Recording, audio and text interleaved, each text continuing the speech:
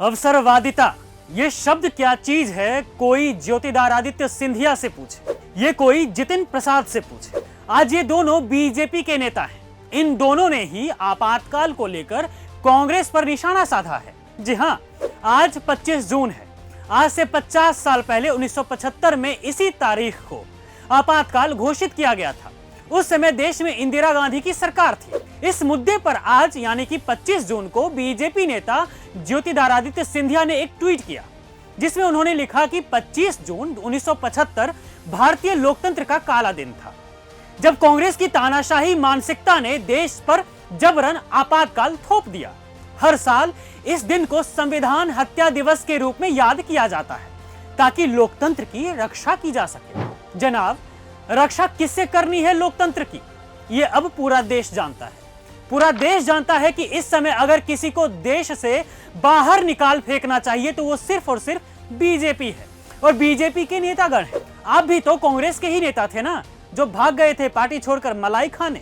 माना कि आप भी बीजेपी के वॉशिंग मशीन में धुलकर साफ हो चुके हैं, इसका मतलब ये थोड़ी ना है कि हम भूल जाएंगे कि आप भी कांग्रेसी ही थे कभी। खैर, आपका तो पूरा परिवार ही कांग्रेसी था महाशय। इसलिए आप बताइए कि आप किस हक से आपातकाल को लेकर कांग्रेस पर निशाना साध रहे हैं। आप किस हक से कह रहे हैं कि इंदिरा गांधी की सरकार ने कुछ गलत किया था। छोड़िए ना आप बाकी चीजों को, आप सिर्फ अपने इस फोटो पर ही ध्यान दे लीजिए ना। इसमें कौन कौन है? इंदिरा गांधी के अलावा जो दिख रहे हैं उसमें तो आप भी नजर आ रहे हैं और आपका परिवार भी।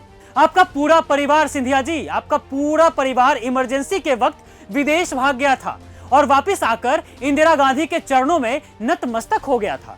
अगर इंदिरा गांधी तानाशाह थी तो सबसे पहले उनकी तानाशाही का शिकार आपके ही परिवार को होना चाहिए था।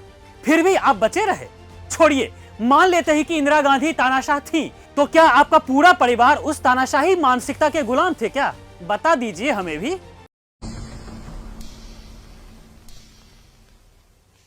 अरे बताइए ना।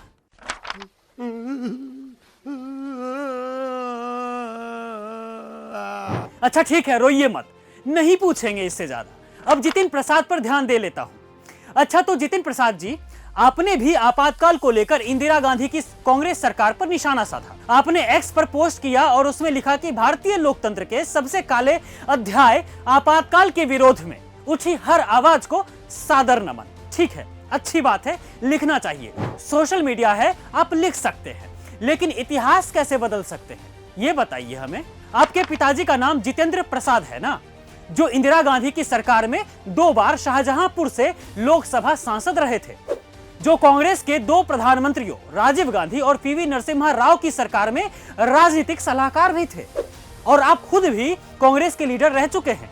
फिर किस हक से कांग्रेस पर निशाना साध रहे हैं आप? जिस पार्टी ने सिंधिया और जितिन प्रसाद को और यहां तक कि इनके बाप दादाओं को भी नेता बना दिया, देश में लोग पहचानने लगे, तो आज उसी पार्टी को और उस आयरन लेडी पर निशाना साध रहे हैं ये लोग। इसी को तो कहते हैं अवसरवादिता। जब कांग्रेस में थे तो नाम चमका रहे थे अपना, और जब बीजेपी में आ गए तो जिस पार्टी ने बनाया उसी को गाली देने लगे। ये तो कोई बात नहीं हुई ना। खैर, आप देखते रहिए न्यूज कैप्सूल।